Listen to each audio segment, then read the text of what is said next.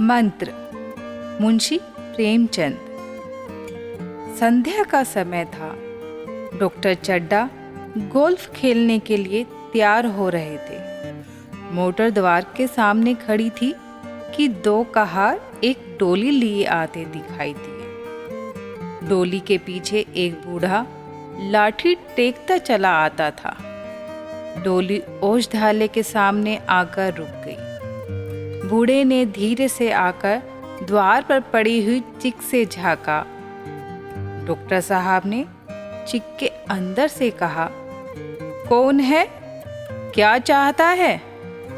बूढ़े ने हाथ जोड़कर कहा, हुजूर, बड़ा गरीब आदमी हूँ। मेरा लड़का कई दिन से। डॉक्टर साहब ने कहा, कल सवेरे आओ, कल सवेरे। हम इस वक्त मरीजों को नहीं देखते। बूढ़े ने घुटने टेककर जमीन पर सिर रख दिया और बोला, दुहाई है सरकार की, लड़का मर जाएगा। हुजूर, 4 दिन से आंखें नहीं। डॉक्टर चड्ढा घड़ी देखते हुए बोले, कह दिया ना, कल सवेरे आओ। यह हमारे खेलने का समय है। बूढ़े ने पगड़ी उतारकर चौखट पर रख दी और रोकर बोला, हुजूर, एक निगाह देख लें, बस एक निगाह। लड़का हाथ से चला जाएगा हुजूर।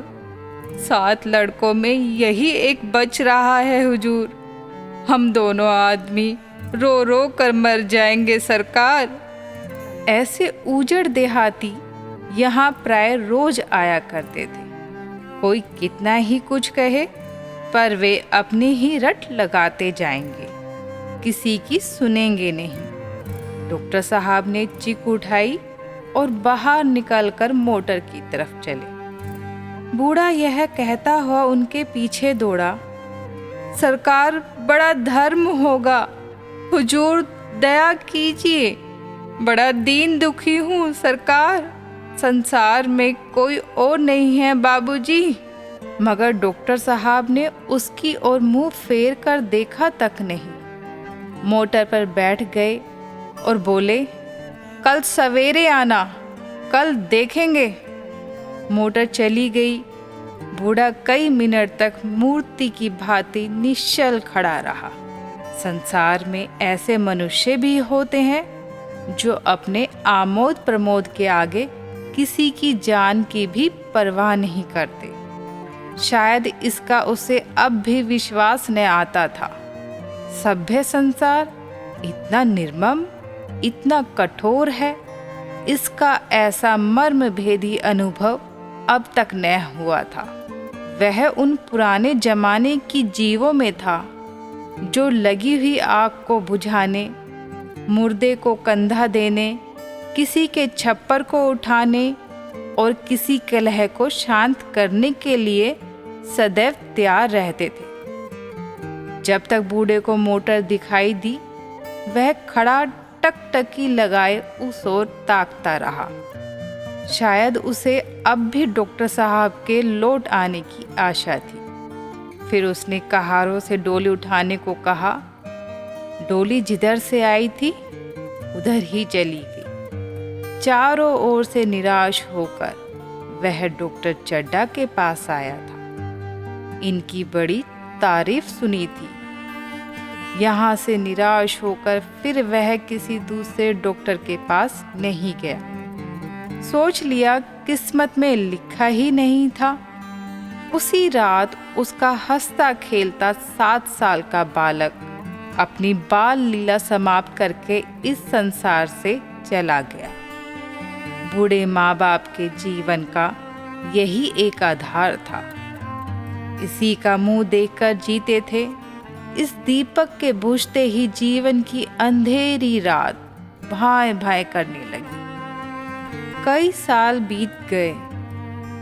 डॉक्टर चड्ढा ने खूब यश और धन कमाया। उनका हर काम नियम से होता था, इसलिए स्वास्थ्य भी अच्छा था।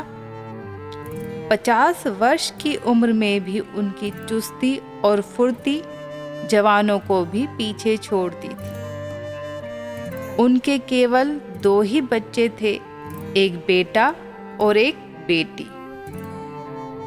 बेटी का विवाह हो चुका था, बेटा कॉलेज में पढ़ता था। वही माता पिता के जीवन का आधार था, शील और विनय का पुतला, बड़ा ही रसिक, बड़ा ही उदार, विद्यालय का गौरव, युवक समाज की शोभा, मुखमंडल से तेज की छटा सी निकलती थी। आज बेटा 20 साल का हो चुका था, उसी की सालगिरह का जश्न था। संध्या का समय था, हरी हरी घास पर कुर्सियां बिछी हुई थी। शहर के रईस और हुक्काम एक तरफ, कॉलेज के छात्र दूसरी तरफ बैठे भोजन कर रहे थे। बिजली के प्रकाश से सारा मैदान जगमगा रहा था। आमोद प्रमोद का सामान भी जमा था। अचानक मृणालिनी ने कहा, क्यों कैलाश, तुम्हारे सांप कहाँ हैं? जरा मुझे दिखा दो। कैलाश ने उससे हाथ मिलाकर कहा, मृणालिनी, इस वक्त क्षमा करो, कल दिखा दूंगा। मृणालिनी ने आग्रह किया, जी नहीं, तुम्हें दिखाना पड़ेगा। मैं आज नहीं मानने की, तुम रोज कल कल करते हो। मृणालिनी और कैलाश सहपाठी थे। कैलाश को सांपों के पालने, खिलाने और नचाने का शौक था। तरह तरह के सांप पाल रखे थे। यह विद्या उसने एक बड़े सपेरे से सीखी थी। सांपों की जड़ी बूटियां जमा करने का उसे शौक था। इतना पता भर मिल जाए कि किसी व्यक्ति के पास कोई अच्छी जड़ी बूटी है, फिर उसे चैन न आता था, उसे लेकर ही छोड़ता था। मृणालिनी कई बार आ चुकी थी, पर आज सांपों को देखने के लिए बहुत उत्सुक थी। कैलाश ने कहा, नहीं, कल जरूर दिखा दूंगा, इस वक्त अच्छी तरह दिखा नहीं सकूंगा। एक महाशय ने छेड़कर कहा, दिखा क्यों नहीं देते? जरा सी बात के लिए इतना टाल मटोल कर रहे हो, देखें कैसे नहीं दिखाते। कैलाश को मृणालिनी की उदास सूरत को देखकर मालूम हुआ कि इस वक्त उनका इनकार वास्तव में उसे बुरा लगा है। जो ही प्रीति भोज समाप्त हुआ और गाना शुरू हुआ, उसने मृणालिनी और अन्य मित्रों को सांपों के दरबे के सामने ले जाकर बीन बजाना शुरू किया। फिर एक एक खाना खोलकर एक एक सांप को निकालने लगा। वाह, क्या कमाल था! ऐसा जान पड़ता था कि वे सांप उसकी एक एक बात, उसके मन का एक एक भाव समझते हैं। किसी को उठा लिया, किसी को गर्दन में डाल लिया, किसी को हाथ में लपेट लिया। मृणालिनी बार बार मना करती कि इन्हें गर्दन में ना डालो, दूर से ही दिखा दो। कैलाश की गर्दन में सांपों को लिपटते देखकर उसकी जान निकली जाती थी। पछता रही थी कि मैंने व्यर्थ ही इनसे सांप दिखाने को कहा, मगर कैलाश एक न सुनता था। एक मित्र ने कहा, दांत तोड़ डाले होंगे। कैलाश हंसकर बोला, दांत तोड़ डालना मदारियों का काम है, किसी के दांत नहीं तोड़े हैं। कहिए तो दिखा दूं। कहकर उसने एक काले सांप को गर्दन से पकड़ लिया और बोला, मेरे पास इससे बड़ा और जहरीला सांप दूसरा नहीं है। अगर किसी को काट ले तो आदमी आनन फानन में मर जाए। इस पर एक दूसरे मित्र बोले, मुझे तो विश्वास नहीं आता, लेकिन तुम कहते हो तो मान लूंगा। कैलाश ने कहा, आप आंखों से देखकर मानिए। दांत तोड़कर वश में किया तो क्या किया। सांप बड़ा समझदार होता है। अगर उसे विश्वास हो जाए कि इस आदमी से मुझे कोई हानि नहीं पहुंचेगी तो वह उसे हरगिज नहीं काटेगा। मृणालिनी ने जब देखा कि कैलाश पर इस वक्त भूत सवार है तो उसने यह तमाशा न करने के विचार से कहा, अच्छा भाई, अब यहाँ से चलो। देखा गाना शुरू हो गया है, आज मैं भी कुछ सुनाऊंगी। यह कहते हुए उसने कैलाश का कंधा पकड़कर चलने का इशारा किया और कमरे से निकल गई। मगर कैलाश दोस्तों की शंका समाधान करके ही दम लेना चाहता था। कैलाश ने सांप की गर्दन पकड़कर जोर से दबाई और इतनी जोर से कि उसका मुंह खुल गया और उसके जहरीले दांत दिखाते हुए बोला, जिन सज्जनों को शक हो आकर देख ले। आया विश्वास या अब भी कुछ शक है? मित्रों ने आकर उसके दांत देखे और चकित हो गए। प्रत्यक्ष प्रमाण के सामने संदेह को स्थान कहाँ। मित्रों का शंका निवारण करके कैलाश ने सांप की गर्दन ढीली कर दी और गर्दन नरम पड़ते ही उसने सिर उठाकर कैलाश की उंगली पर डस लिया। कैलाश की उंगली से टप टप खून बहने लगा। उसने जोर से उंगली दबा ली और अपने कमरे की तरफ दौड़ा। वहां मेज की दरार में एक जड़ी रखी हुई थी जिसे पीस कर लगा देने से घातक विष भी बेअसर हो जाता है। महफिल में हलचल मच गई। डॉक्टर साहब घबरा कर दौड़े। फौरन उंगली कसकर बांधी गई और जड़ी पीसी जाने लगी। पर डॉक्टर साहब को जड़ी पर विश्वास नहीं था। वह उंगली का डसा भाग नस्तर से काट देना चाहते थे, मगर कैलाश को जड़ी पर पूर्ण विश्वास था। पियानो पर बैठी मृणालिनी खबर सुनते ही दौड़ी और उंगली पर जड़ी का लेप करने लगी। अब तक जहर ने भी अपना असर शुरू कर दिया था। कैलाश की आंखें झपकने लगी, होठों पर पीलापन छा गया, यहाँ तक कि वह खड़ा न रह सका, फर्श पर बैठ गया।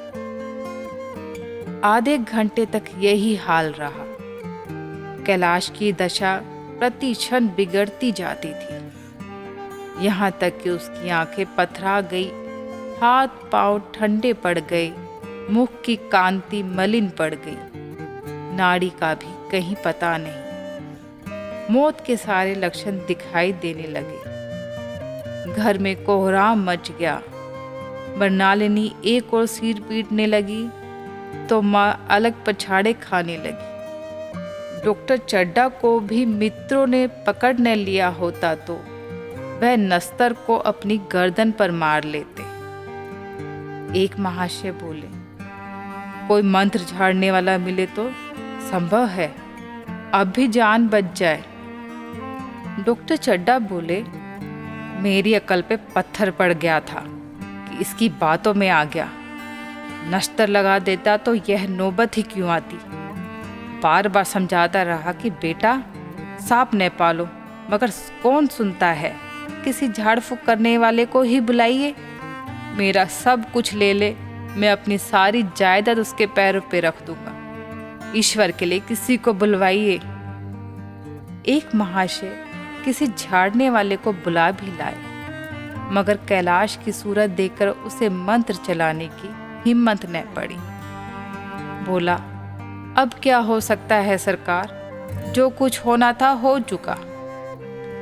वही हरा भरा मैदान था, वही सुनहरी चांदनी एक निशब्द संगीत की भांति प्रकृति पर छाई हुई थी। वही मित्र समाज था, वही मनोरंजन के सामान थे, मगर जहाँ हास्य की ध्वनि थी वहाँ करुण क्रंदन और अश्रु प्रवाह था।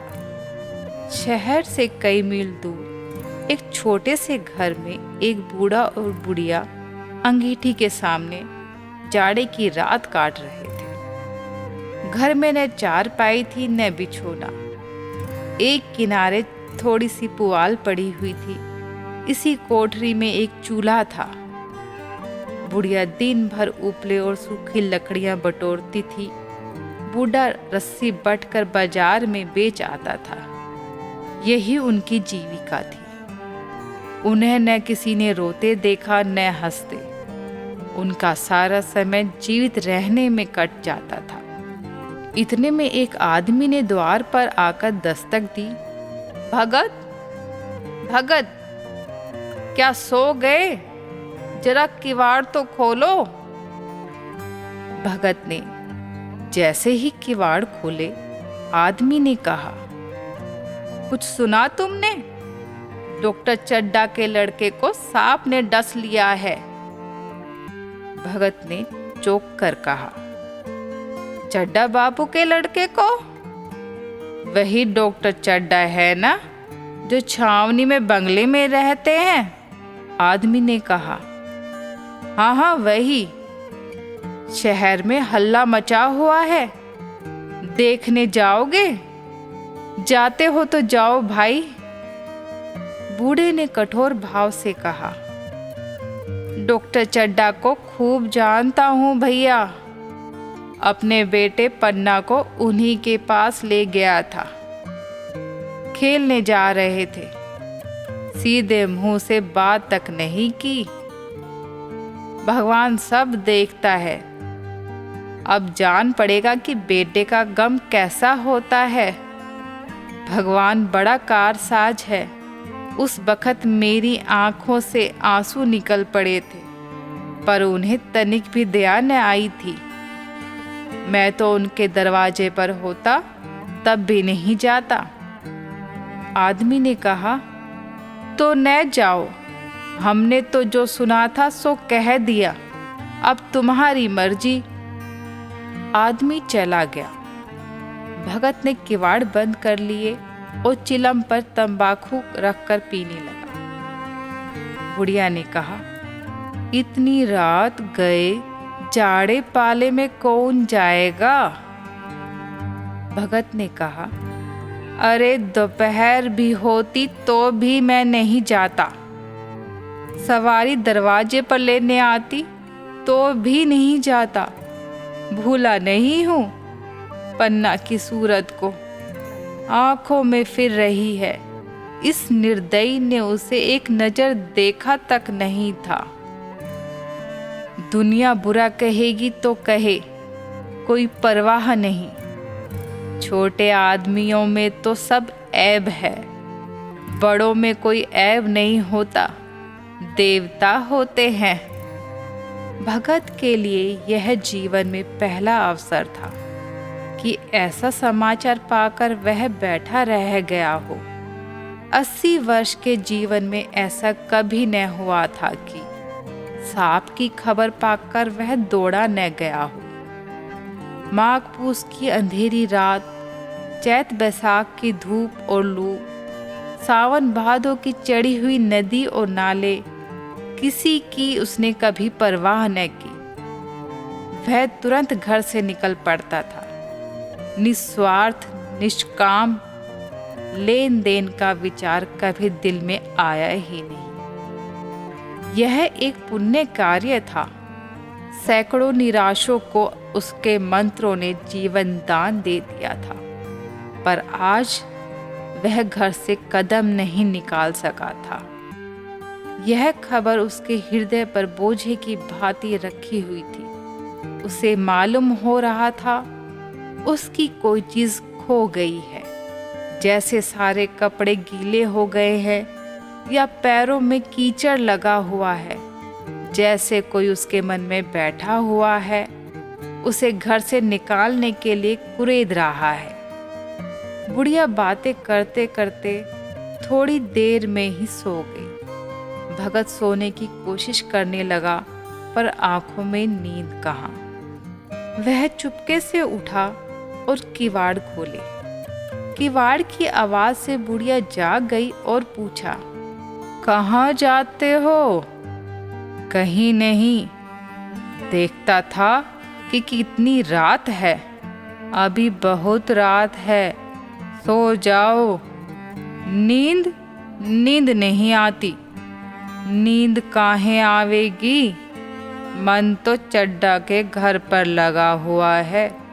चड्डा ने मेरे साथ कौन सी नेकी कर दी है जो वहां जाऊं? वह आकर मेरे पैर पड़े तो भी न जाऊं। उठे तो तुम इसी इरादे से ही। नहीं री, ऐसा पागल नहीं हूं कि जो मेरे लिए कांटे बोए उसके लिए फूल बोता फिरूं। बुढ़िया फिर सो गई। भगत ने किवाड़ बंद कर दिए और बैठ गया।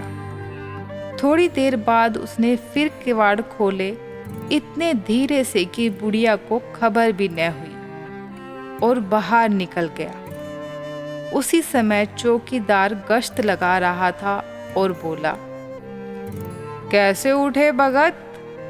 कहीं जा रहे हो क्या? आज तो बड़ी सर्दी है। भगत ने कहा, जाऊंगा कहाँ? देख रहा था अभी रात कितनी बाकी है। भला कितने बजे होंगे? चौकीदार बोला, 1 बजा होगा और क्या। अभी थाने से आ रहा हूँ। डॉक्टर चड्डा के बंगले पर बड़ी भीड़ लगी हुई थी। उसके लड़के का हाल तो तुमने सुना होगा। सांप ने डस लिया है, चाहे मर भी गया हो। तुम क्यों नहीं चले जाते? शायद बच जाए। सुना है 10,000 तक देने को तैयार है। भगत ने कहा, मैं तो नहीं जाऊंगा, चाहे वह 10 लाख भी दे। मुझे 10,000 या 10 लाख लेकर करना क्या है? कल मर जाऊंगा, फिर कौन भोगने वाला बैठा है? चौकीदार चला गया। भगत ने आगे पैर बढ़ाया। जैसे नशे में आदमी की देह अपने काबू में नहीं रहती। पैर कहीं रखता है, पड़ता कहीं है। कहता कुछ है, जबान से निकलता कुछ है। वही हाल इस समय भगत का था। मन में प्रतिकार था, पर कर्म मन के अधीन न था। भगत लाठी खटखट करता हुआ तेजी से चला जा रहा था। आधी राह निकल जाने के बाद सहसा भगत रुका और सोचने लगा, मैं यूं ही इतनी दूर चला आया। इस जाड़े पाले में मरने की मुझे क्या पड़ी थी? आराम से सोया क्यों नहीं? नींद न आती न सही, 2-4 भजन ही गाता। व्यर्थ इतनी दूर दौड़ा आया। चड्डा का लड़का रहे या ना रहे, मेरी बला से। मेरे साथ उन्होंने ऐसा कौन सा सलूक किया था कि मैं उनके लिए मरूं? दुनिया में हजारों मरते हैं, हजारों जीते हैं। मुझे किसी के मरने जीने से मतलब? इतने में 2 आदमी बातें करते चले आ रहे थे। चड्डा बाबू का घर उजड़ गया। बेचारे का एक ही लड़का था। भगत के कानों में यह आवाज पड़ते ही चाल और तेज हो गई। सामने डॉक्टर साहब का बंगला नजर आया। बिजली की बत्तियां जल रही थी, मगर सन्नाटा छाया हुआ था। रोने पीटने की आवाजें भी न आती थी। भगत का कलेजा धक धक करने लगा। कहीं मुझे बहुत देर तो नहीं हो गई? 2 बज चुके थे। मेहमान विदा हो गए। रोने वालों में केवल आकाश के तारे रह गए थे और सभी रो रो कर थक गए थे। बड़ी उत्सुकता के साथ लोग रह रहे आकाश की ओर देखते थे कि किसी तरह सुबह हो और लाश गंगा की गोद में दी जाए। तभी भगत ने द्वार पर पहुंचकर आवाज दी, डॉक्टर साहब। डॉक्टर साहब समझे कोई मरीज आया होगा। किसी और दिन उन्होंने उस आदमी को दुत्कार दिया होता, मगर आज बाहर निकल आए। देखा एक बूढ़ा आदमी खड़ा है। बड़ी नम्रता से बोले, क्या है भाई, आज तो हमारे ऊपर ऐसी मुसीबत आन पड़ी है, कुछ कहते नहीं बनता। फिर कभी आना। शायद 1 महीना तक किसी मरीज को न देख सकूंगा। भगत ने कहा, आपकी मुसीबत सुन चुका हूँ। भैया कहाँ है, मुझे दिखा दीजिए। चड्ढा ने व्यथित स्वर से कहा, चलो देख लो, मगर 3-4 घंटे हो गए हैं। बहुत से झाड़ फूक वाले देखकर जा चुके हैं। भगत ने लाश को 1 मिनट तक देखा, तब बोला, अभी कुछ नहीं बिगड़ा है बाबूजी। भगवान चाहेंगे तो भैया आधे घंटे में ही उठ बैठेंगे। आप दिल छोटा ना करें। कहारों ने पानी भर भर कर कैलाश पर डालना शुरू किया। बूढ़ा भगत मंत्र पढ़ रहा था। मंत्र समाप्त होते ही जड़ी कैलाश को सुंघा देता था। इस तरह न जाने कितने घड़े पानी के डाले गए और हर बार मंत्र फूंकते हुए जड़ी सुंघाई गई। आखिर जब सुबह उषा की लाल लाल आंखें खुली तो कैलाश ने भी आंखें खोल दी और पानी पीने को मांगा। कैलाश की मां नारायणी दौड़कर भगत के पैरों पर गिर गई। एक क्षण में चारों तरफ खबर फैल गई। मित्रगण मुबारकबाद देने लगे और डॉक्टर साहब बड़े श्रद्धा भाव से हर एक के सामने भगत का यश गाते फिर रहे थे। सभी लोग भगत के दर्शनों के लिए उत्सुक हो उठे, मगर अंदर जाकर देखा तो भगत का कहीं पता न था। नौकरों ने कहा, अभी तो यहीं बैठे चिलम पी रहे थे। हमने तंबाकू दिया तो नहीं लिया, अपने पास से ही तंबाकू निकालकर चिलम भरी। यहाँ तो भगत की चारों ओर तलाश होने लगी और भगत लंबे लंबे डग भरता हुआ बड़ी तेजी से चला जा रहा था। किसी तरह बुढ़िया के उठने से पहले पहुंच जाऊं। डॉक्टर साहब ने नारायणी से कहा, बुढ़ा ना जाने कहाँ चला गया, एक चिलम तंबाकू नहीं ली। नारायणी ने कहा, मैंने तो सोचा था उसे कोई बड़ी रकम दूंगी। डॉक्टर चड्ढा बोले, रात को तो मैंने उसे नहीं पहचाना, पर दिन निकलते ही पहचान गया। एक बार यह एक मरीज को लेकर आया था। मुझे अब याद आता है कि मैं खेलने जा रहा था और मरीज को देखने से इनकार कर दिया था। आज उस दिन की बात याद करके मुझे जितनी ग्लानि हो रही है उसे बता नहीं सकता नारायणी। उसके पैरों में गिरकर अपने अपराध की क्षमा मांगना चाहता हूँ। वह कुछ लेगा नहीं, यह जानता हूँ। उसका जन्म यश की वर्षा करने के लिए ही हुआ है। उसकी सज्जनता ने मुझे ऐसा आदर्श दिखा दिया है जो अब से जीवन पर्यंत मेरे सामने रहेगा।